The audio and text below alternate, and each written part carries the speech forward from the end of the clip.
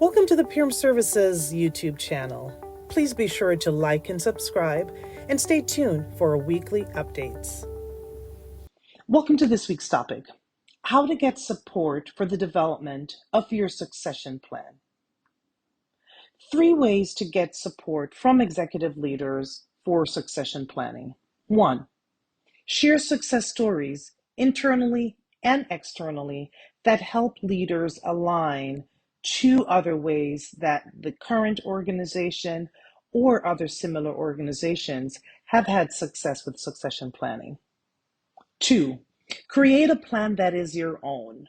Do not use an off-the-shelf succession plan template and try to make that your succession plan. Develop one that is aligned to your organization, to the organization's vision, as well as to the overall strategic plan. Third, make the plan come to life by identifying successors.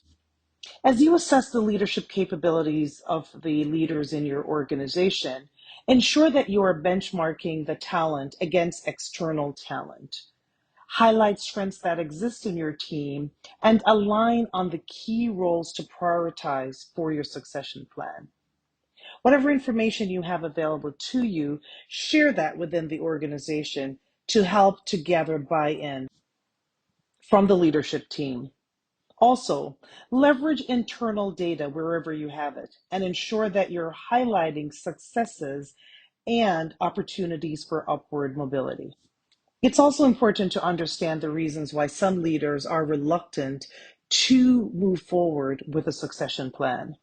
Those reasons include things such as being reluctant to give up what they have built within the organization and what they've come to know and love.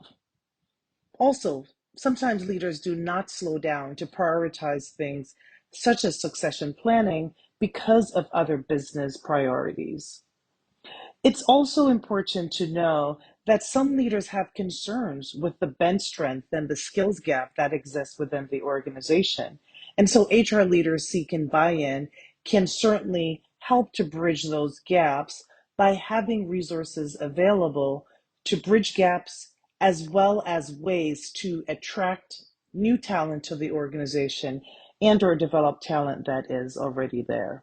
When developing a plan, it's important that HR leaders are focused on performance and potential. How has the employee performed? How are they performing now? And what is their potential for future opportunities?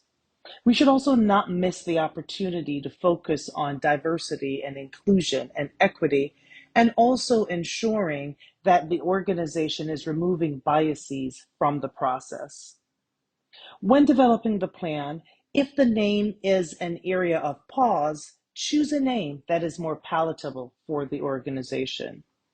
As part of the development of the plan, it should be clear how the outputs will be measured, what will success look like, and how often will there be sufficient data to understand how successes will be measured, what data points will be used, and how often will success be assessed.